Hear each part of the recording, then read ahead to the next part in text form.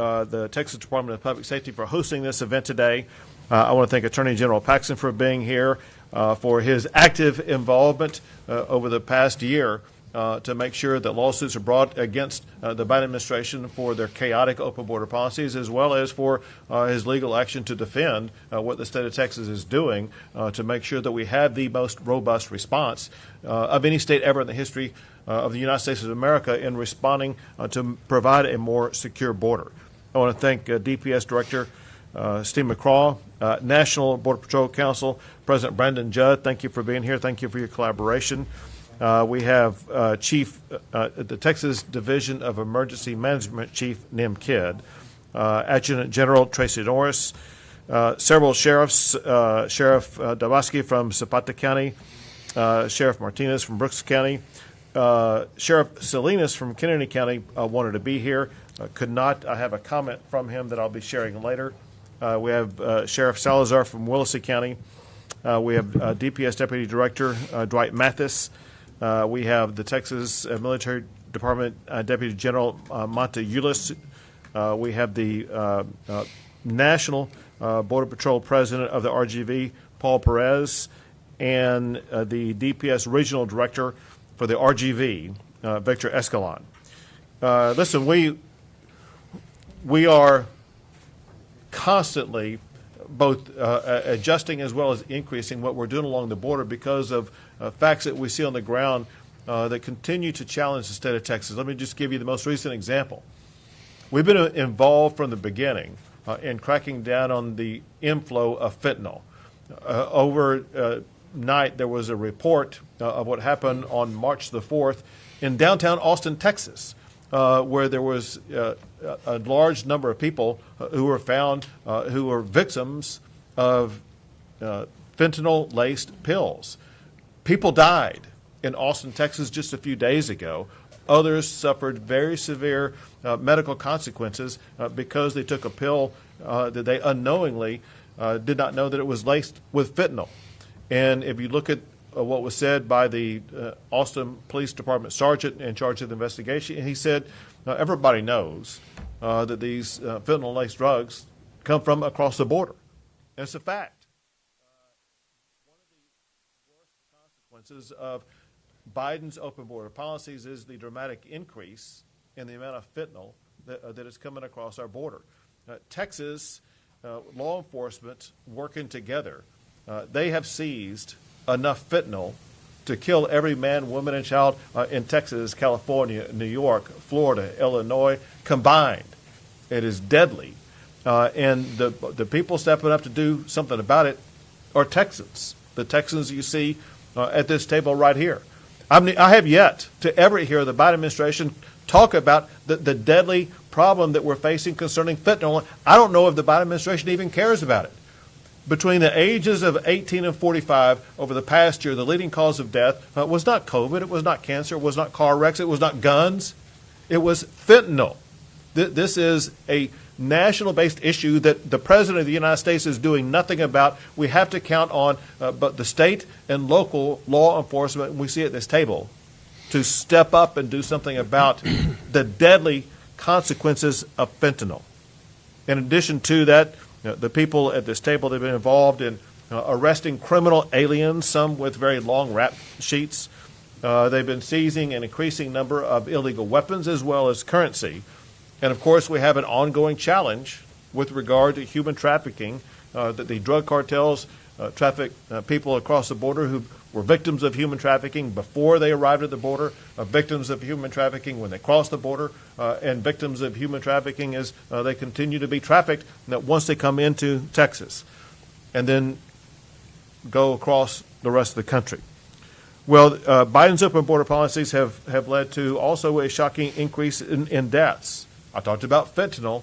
In Texas alone, there have been, over the past year, more than 1,300 deaths associated with fentanyl. And residents, ranchers, are lodging increased complaints about migrants overrunning the property, destroying the property, and causing damages on the property. And who can forget the horrific story about a mother and her daughter driving in a vehicle in Mission, Texas, who were T-boned by human smugglers. And a human smuggler T-boned them and killed that mother and daughter. They should be alive today, and they probably would be alive today if the Biden administration was doing their job to secure the border. Because they are not, Texas is having to step up. Because of all these problems and the escalation of it under the Biden administration, and I got to put this in context. Remember, under the last year of the Trump administration, border crossings had led to a multi-decade low. And all the Biden administration had to do was to continue the policies that the Trump administration put in place. But instead of that, the Biden administration abandoned all of those policies and opened up the border to anybody who wanted to come in, and people have come in from more than 150 countries across the entire globe. Interestingly, including even from Russia, people have been apprehended coming across the Texas border. To help respond to this, I've issued disaster declarations to include counties across this region so that they would be able to tap into the resources and tools the state can provide when a disaster declaration is declared. We deployed about 10,000 National Guard members working with a large number of Texas Department of Public Safety officers to better secure the border. And we even have support of National Guard or law enforcement from other states, including Arkansas, Florida, Iowa, Nebraska, Ohio, South Dakota, and Tennessee.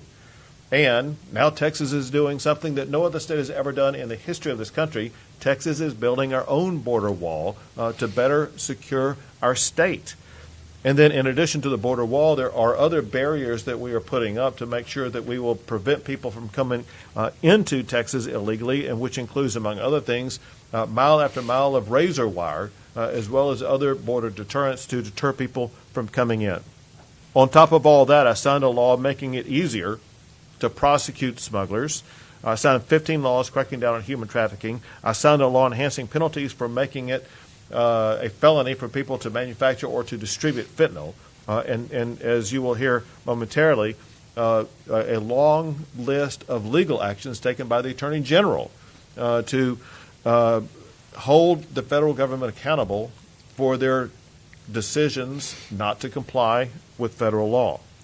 Well, Operation Lone Star and other law enforcement activities have now made or have achieved meaningful levels of success in dealing with the influx coming across the border. Let me just give you a couple of examples. I mentioned earlier that they've seized is about 1,300 pounds of fentanyl, which is about 280 million lethal doses. They've made more than 12,000 criminal arrests and apprehended more than 212,000 illegal immigrants who came across the border. Very importantly, as we discussed here before you all came in, they have shown that in areas where Texas, working with local law enforcement, have been able to increase the personnel in certain border regions, such as in the Rio Grande Valley region, we've been able to cut in half the number of illegal border crossings. In addition to that, there is a new category of information that we have begun together, and we have more than 13,000 turnbacks where people were trying to cross the border, and because of action by the Texas Military Department or by Texas DPS or others, we've been able to turn those people back and deny them entry into the country.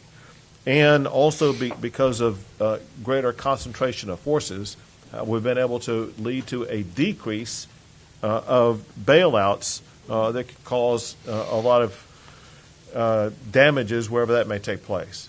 And let's go back in time to something that we were dealing with that we wanted to make sure was addressed very aggressively.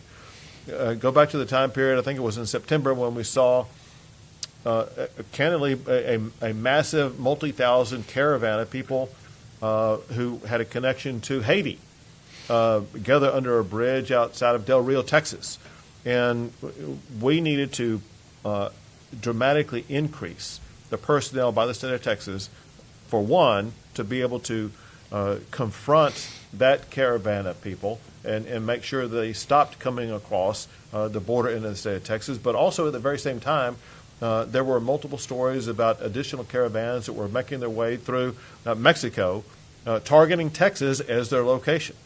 One of the successes that we've been able to achieve is because of the massive addition of the number of personnel, especially the dramatic increase in the number of National Guard.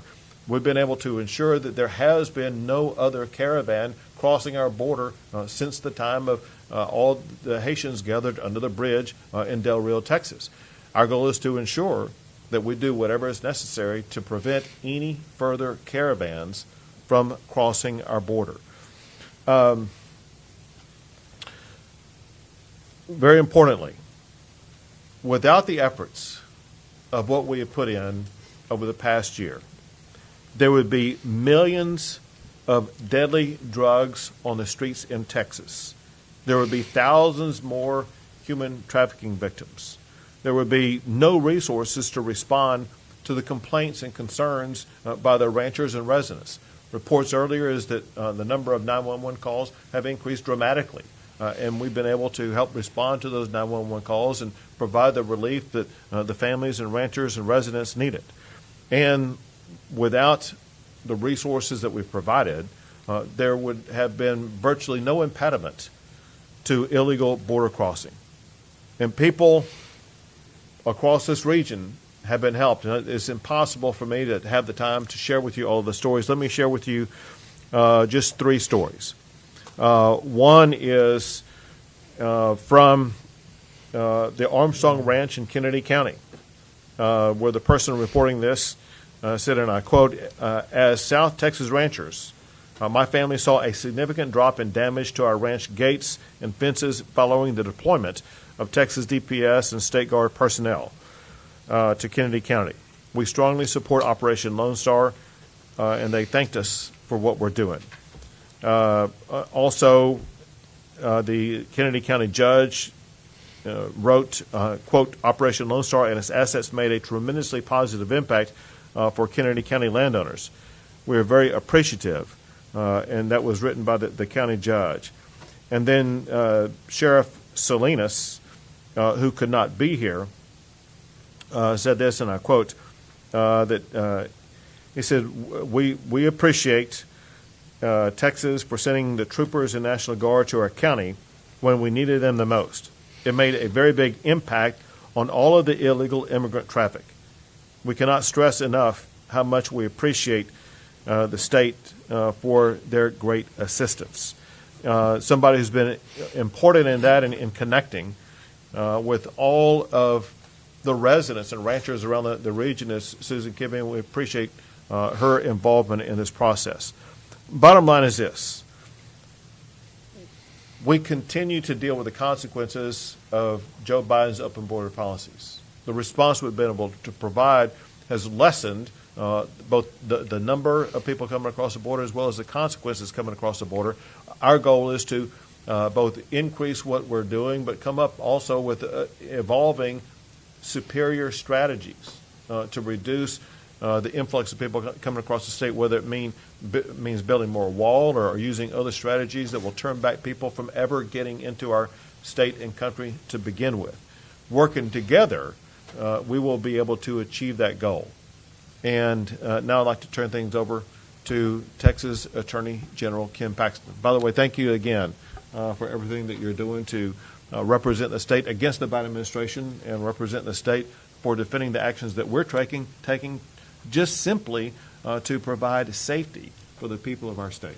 Governor, thank you for inviting me, and thank you for initiating Operation Lone Star a year ago. Before I talk more about you, I want to thank Border Patrol. I've met hundreds, if not thousands, of Border Patrol agents who literally want to do their jobs. They know how to do it well. They know how to do it well, and they literally have to operate with 2 hands tied behind their back and blindfolded. And I feel bad for them that they're in that awful situation, but just whenever you talk to Border Patrol, just please tell them we appreciate what they're doing. Thank you. I also want to note that since President Trump left office, the governor has a very challenging job. He's got to manage a situation where the federal government is responsible for border patrol and for security, and they're not just not doing their job, they're affirmatively doing the opposite. And so to manage that is not an easy situation for any governor. But I'm going to make the argument, I don't think it's been said publicly before, maybe it has, I just haven't heard it, that since President Trump left office, I don't think there is an elected official in this country that's done more for border security than Governor Abbott. And I have not seen it, and I don't know that anybody's ever said that, but I think that's an absolute true statement since we lost President Trump. So as we look forward, I want to thank also the people that you've incorporated into this mission. Colonel McCraw, your people are doing an amazing job with really no, I guess, precedent to deal with this, and General Norris, you too, with the National Guard, and General Eulis, thank you all for what you all have done, because I truly believe this is a mission worth doing, and I appreciate you putting this together. We do what we do in my office. We don't have a lot of law enforcement like you all do. We have lawyers. So the legislature gives me lawyers, so we deal in the courtroom. We've filed 9 lawsuits against the federal government, the Biden administration, since day one. I want to tell you about a few of those. The first one was on day 3 of the Biden administration, when Joe Biden announced that on day 1 that he was no longer going to enforce deportations. And as Brandon can tell you, that's not federal law. That's in opposition to federal law. We had an injunction on day 6. I don't know that there's ever been an injunction against an administration that quickly or a lawsuit that quickly. And we were able to stop them from stopping deportations. Since that time, we've had other lawsuits that are going forward. They're not as quick as deploying people on the border, but they are happening. The Remain in Mexico program, we've been in litigation since almost the beginning of the administration. And you all are familiar with that program where basically if you come here claiming asylum, under federal law, you're supposed to either be detained or sent back to your country of origin or back to Mexico. And since the Biden administration decided not to follow that law, we sued them. We've been successful at every level. And we actually are going to the U.S. Supreme Court the week of April 25th to argue our case, and they obviously have appealed it to the U.S. Supreme Court, to defend our borders and to defend Texas.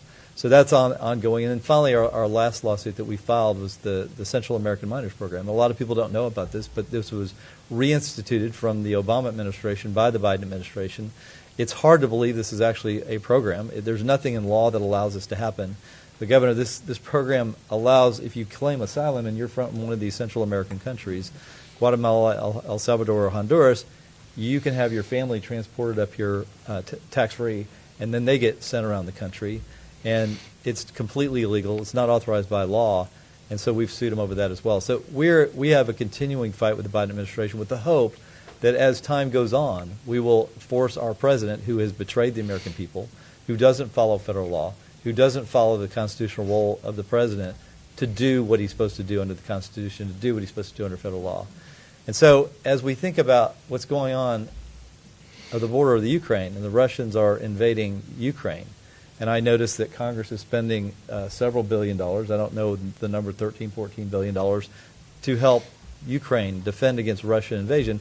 We do have a few Russians along our border, but the reality is what we really have is the cartels along our border, and their silent partner is President Biden, because he's enabling them to do the human trafficking, to do the drug importation, and people are dying because of it. And so I want to end by saying I really do believe that what you all are doing, what you're doing, I know for a fact that we're saving lives, that you're saving lives with what you've done. I don't know how many thousands of lives that is, but every day that we're successful, we're preventing people from dying either from the spread of COVID, from drug overdoses, or from other crimes. And that, to me, is a worthy cause for Texas to be a part of, especially given that our president doesn't seem to care about the lives that are being lost. So thank you very much again. Thank you for doing this, and thank you for being such a significant part of saving lives of not just Texans, but really all Americans. Thank you. Thank you for your help. Next, we have the Texas Department of Public Safety Director, Steve McCraw. Governor, thank you. It's hard to believe it's been a year, Governor, since you first directed Operation Lone Star.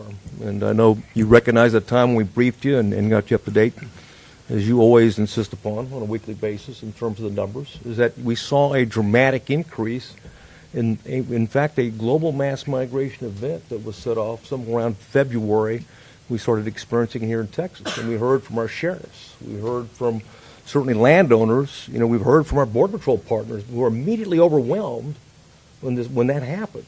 And the consequences are the most significant threat, public safety threat to Texas and every community of Texas is an unsecured international border with Mexico.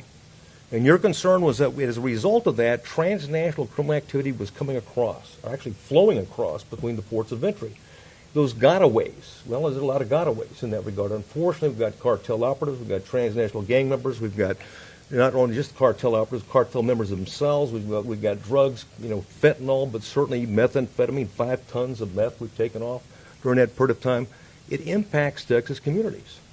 And you've always been very forward-leaning as it relates to public safety about what can we do immediately, action. And, of course, thankfully, we're able to provide National Guard support and be able to work with our local partners and certainly coordinate with Border Patrol so we're in a position to be able to, your first goal, detect and interdict criminal activity between the ports of entry. And we did that. And that included, dealing with landowners that are being overwhelmed in terms of criminal trespass, being able to take that aspect of it. The second part is more preventive. Blockade, you mentioned it. Whether it deals with Haitians underneath the Del Rio International Bridge or if they're destined, to Eagle Pass. You made it very clear that whatever it takes, our job was to deter, not to welcome it, but deter it and protect communities from being overwhelmed. Third order of battle, was a prevent transnational criminal activity. Not just in terms of interdict it and wait for it to come here, but do everything we can to prevent it. And certainly in law enforcement, these law enforcement professionals here know that the absence of crime and disorder is the best measure of success. Mm-hmm. So that's been our goal from day one, to achieve that. You can't do it unless you actually secure parts of the Texas-Mexico border. And what we've been able to do, under your leadership and working with our partners, is to do just that, zone by zone, portions of it, put in place as a result of the 3 basics, barriers, bodies, detection technology, and some of the capabilities. And General can talk about, land, air, and certainly marine capabilities to bring to bear together in a unity of effort and put us in a position so no longer can the cartels exploit, parts and parcels of land between the ports of entry, but if we have to use razor wire or some of the permanent fence that you built in terms of Starr County, all of those things in a combination, and certainly the federal part of it, and to be proactive. So these are no-go zones for the cartels, period. They can't operate in this particular area.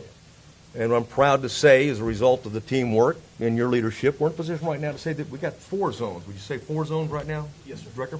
4, and we're working on 5. Now, we aligned ourselves with Border Patrol zones, simply because they already have it, and they've got sub-zones across the 5 Border Patrol sectors that we have in Texas.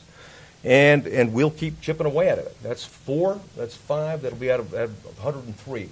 Okay, so obviously no zones are created equal. It's a little bit easier going out to Big Bend country in terms of securing it versus dealing with Starr County. The law of large numbers, and what the priorities of yours is to focus on where it hurts the most. Mm-hmm. And even though Del Rio had lower numbers, disproportionately, they had fewer resources. So it was necessary on the front end to be able to deploy there. Similarly, right now, Starr County. I don't have to tell the sheriffs here, and Zapata County, right next to it, they understand the Gulf Cartel. They understand the West Bay Cartel in terms of its activities and being able to be proactive in that area. So we've got nearly 5 down, and we've got, we'll do the math here, 98 to 98 to go? Yes, sir. Something like that? Yes.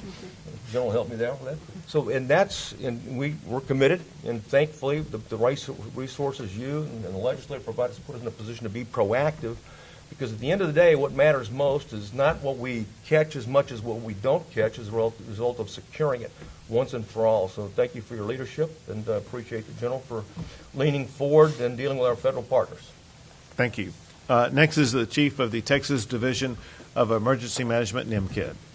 Thank you, Governor. Our agency continues the daily support of and coordination with the Office of the Attorney General, the Department of Public Safety, the Military Department, Texas Parks and Wildlife, the Commissions on Law Enforcement and Jail Standards, but also the Department of Criminal Justice, State Health Services, Office of Court Administration, the Border Prosecution Unit, and from my perspective, our most important, our local partners. We focus on the missions of putting safe and effective intake and detention facilities to make sure that they are staffed appropriately, fire and EMS protection there, as well as the rest of the technology that goes along with IT, phone, and video, so that they can be moved through the process. Governor, we continue to stand by to support any resource requests that are needed. Thank you very much. Next is the Adjutant General for the Texas Military Department and Texas National Guard, General Norris. Thank you, sir. Last year, Governor Abbott activated your Texas National Guard and State Guard supporting Operation Lone Star. In addition to working alongside DPS, and our personnel have been helping numerous state and local partners across the region. By the end of last summer, the scale of the disaster became very clear, leading us to a race to the border to prevent another migrant crisis as the nation witnessed under the Del Rio International Bridge with over 15,000 Haitians, a humanitarian crisis. We rapidly surged from 500 to more than 10,000 people on mission under the governor's disaster declaration in a matter of months, due to the threat of additional migrant caravans projected to impact the state. Additionally, we surged in thousands of vehicles, heavy equipment, including those with advanced optics day and night, as well as weapons, ammunition, ballistic vests, and plates. I want to thank everyone serving on Operation Lone Star and those supporting our efforts to protect our own backyard and those that take care of our service members. This is a historic and unique mission for our force. Our success, as always, rests on the professionalism of our soldiers and airmen. They go home, they put their uniform on, and then they come back to serve their state and nation. We have the most experienced National Guard and State Guard in the history of Texas, as well as probably in the history of the nation. Like all members of armed forces, we're an all-volunteer force who can be activated at inconvenient times, but always in support of our fellow Texans and Americans. And I'm pleased to report our members continue to rise to that occasion. And I can't praise them enough and thank their families and their employers and ensure that we continue to protect our neighbors in need. Also, I'd like to say that you can keep up on our facts and successes by the press releases that we are keeping on our website. I will now turn it over to Brigadier General Eulis, our on-the-ground Operation Lone Star commander for our soldiers and airmen on the border, and he'll discuss our record of success. Well, good afternoon. Since the start of our mission supporting DPS, our interdiction efforts to confront criminal activity has grown significantly. Currently, we're proud to say that we can actually help DPS secure sections of the border by land, air, and river. By land, we currently occupy security positions in order to get after what Governor Abbott talked about, is increasing the number of turnbacks. Those individuals that seek to do nefarious activity, we do not allow them to come into the state of Texas. Additionally, we conduct brush operations, which is actually search to find individuals who have made it into counties above the border. And then just recently, combined exercise here with the director, we were able to do our first boat exercise, which we will then put into place along the Rio Grande. Additionally, Texas National Guard continues to surge response exercise to be able to repel large caravans from Brownsville to Del Rio, which for us is a no-fail mission. Because of our service members' outstanding work, we've apprehended or assist with apprehension or turned over to Border Patrol or DPS 113,000 illegal migrants, but more importantly is the number that the governor talked about, which is the 13,000 turnbacks. That's critical in helping secure the border. Texas military forces have constructed over 17 miles of barrier of 75 miles that we have under contract. And that barrier is a combination of either chain link or concertina wire, better known as C-wire. Significant drug seizures have occurred. Service members' actions along the border contribute to numerous seizures by alerting law enforcement partners to illegal crossings or suspicious activity along the river. That's what we're there to, how we support our DPS partners. As a result of Texas National Guard actions supporting DPS, our communities are safer. Our citizens of communities across Texas have expressed their appreciation for our presence and, more importantly, from protecting them from criminal activity. Thank you very much. Next is the president of the Border Patrol Council, Brendan Judd. Governor, thank you. I am by far the least of these great men and women that are sitting at the table here today, and I'm proud to be here with you today. Attorney General Paxton took it to a new level. You upped the ante. About 10 months ago, I said that Governor Abbott is doing more than any other governor to secure the borders than anybody else. But you said that he's doing more than any elected official, so way to go. Way to up that ante. Governor Paxton, among the lawsuits that is the most impactful for the Border Patrol is when he and Missouri sued the government for taking away the migrant protection protocols, disbanding migrant protection protocols. Federal judge re-implemented that, but the federal government is only enrolling 8.9 people per day in that program, on average, per day. We are apprehending between 5,000 to 7,000 people every single day, and yet the federal government is only enrolling 8.9. When Governor Abbott talks about open borders, what he's talking about is he's talking about the policies that this administration has implemented that is rewarding people for crossing our borders illegally. And what that's doing is that's allowing the cartels to use illegal immigrants to distract law enforcement from the dangerous products that are coming across the border, all of the dangerous drugs. 100,000 United States citizens lost their lives to overdoses last year, and that is being driven by the cartels in Mexico, the Gulf Cartel, the Sinaloa Cartel. It's strictly driven by them. And they're able to use, under Biden's policies, they're able to use illegal immigrants in order to facilitate that trafficking. That's got to stop.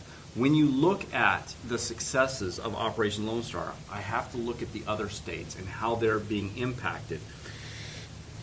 Commander McCraw, as he said, they have now secured 3 zones in the Rio Grande Valley sector. There's many zones that have to be secured after that, but they went after the top 3 zones. And if you look at the numbers and the drop in the numbers and the way that they've been able to push the traffic out farther west, and we're looking at Arizona now as the area that is being impacted by the most on this, which is a good thing.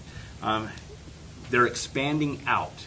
Secure those 3 zones, expand out. When you look at the number of gotaways, in fiscal year 21, we set records for the number of gotaways, over 400,000. We're now on pace for over 500,000, but those gotaways are not taking place in those zones that you were able to secure under Operation Lone Star. Those gotaways are now transitioning out to Arizona, and Arizona is being hit by far the hardest. Again, start at the most trouble spot, work your way out, and that's how you can secure the border. And through Operation Lone Star, we're able to do that. And if it wasn't for Texas National Guard, I can't tell you how appreciative I am to the guardsmen and women that are out there, that are the eyes for the Border Patrol. When the cartels distract and deplete resources, that takes resources out of the field, if it's not for the Texas National Guard, we would not be able to detect, and the gotaways would continue to surge. So they're doing a fantastic job. Operation Lone Star has clearly played a huge, significant role in securing the border in this area. Governor, I appreciate that. Thank you very much. Next is Sheriff Dabowski from Zapata County. Good afternoon. Because of the Biden administration open border policies, this year as a newly elected sheriff was a year I would like to forget. But an achievement to remember and a goal that I saw that Governor Abbott had.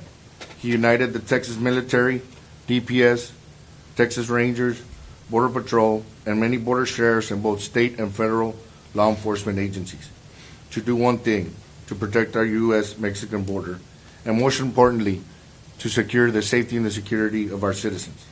A year ago, Governor Abbott set out on a mission to counter and stop illegal smuggling and trafficking of humans, drugs such as fentanyl, meth, cocaine, and that's how Operation Lone Star was created by Governor Abbott. When our national leaders turned their backs on us, on the border counties, Governor Abbott stepped up to the plate and took charge of our national security and safety, and I thank you, Governor Abbott. Thank you very much.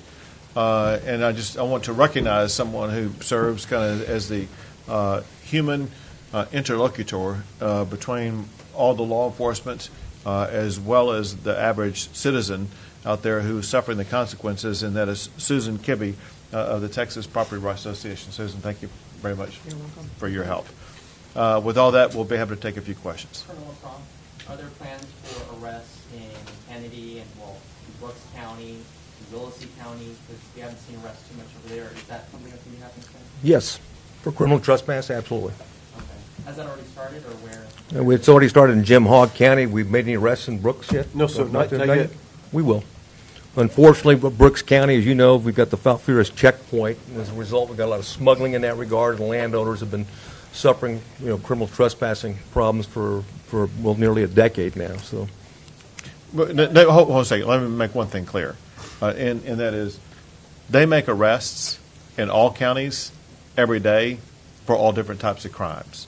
In addition to that, we are expanding the operation to multiple other counties where we're also making arrests for trespass. Governor, can you consider Operation Lone Star a success given the number of suicides that have occurred by National Guardsmen, as well as complaints of pay inequity or not being paid, not being allowed leave in their jobs?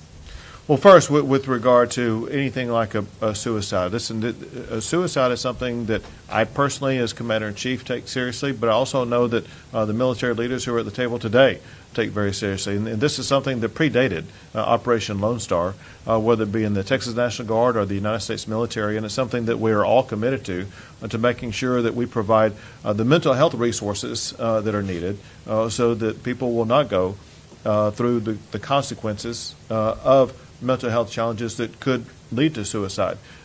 They, being the military leaders for the Texas Military Department, are working to increase the mental health resources and personnel in all the regions in which they provide service. That said, the successes of Operation Lone Star are enormous. Again, if you look, if nothing else, just at the amount of fentanyl that's been taken off the streets, let me tell you something.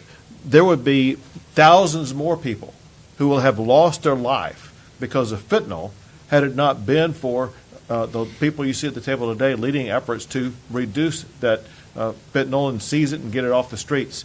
There would be far more people who would be victims of human trafficking because there wouldn't be anybody here to stop it, because the Biden administration is allowing the human traffickers to run roughshod across our border. There would be many more victims of crimes on their property, whether it be here along the border or whether it be further inland, whether it be San Antonio or Houston or Dallas or wherever it may be. And there's a long list of crimes for which they've been making arrests that would have otherwise been taking place without our law enforcement and military department working collaboratively with local law enforcement to make communities safer.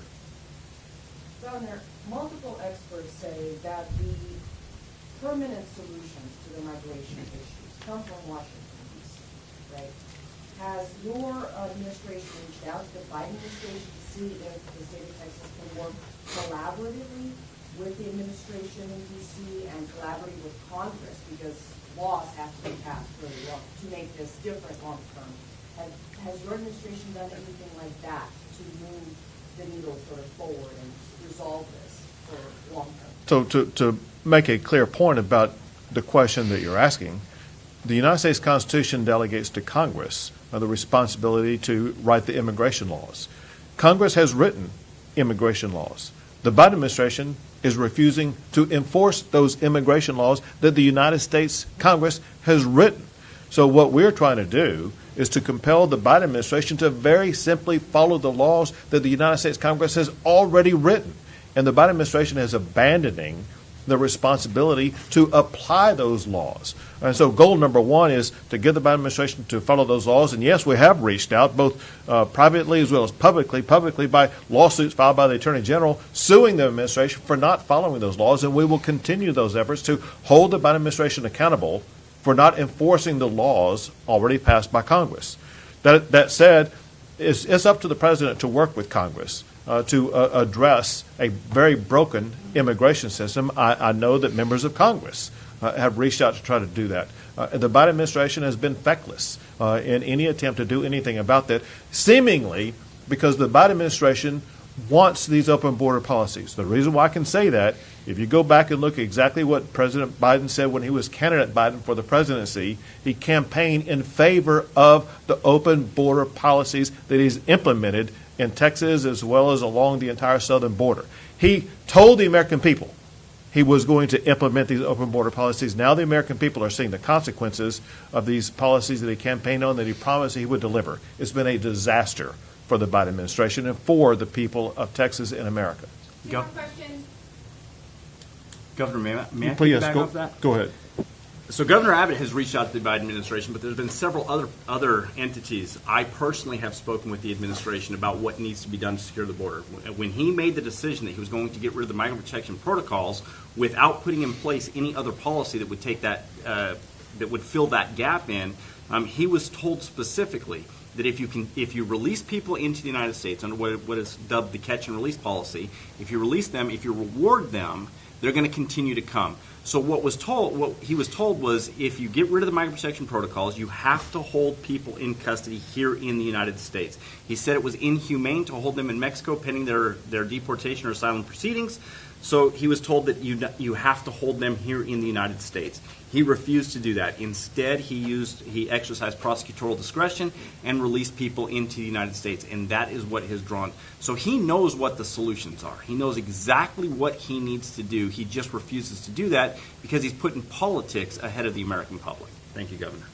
Governor Abbott, do you say or think that Title 42 in general, is it working? Is it having any effect at all? So it was clear under the Trump administration, Title 42 was extremely effective. And I think it's wrong for the Biden administration to abandon Title 42 and no longer enforce it. Last question. No more? All right, thanks, guys. Thank you all. Thank you, everybody.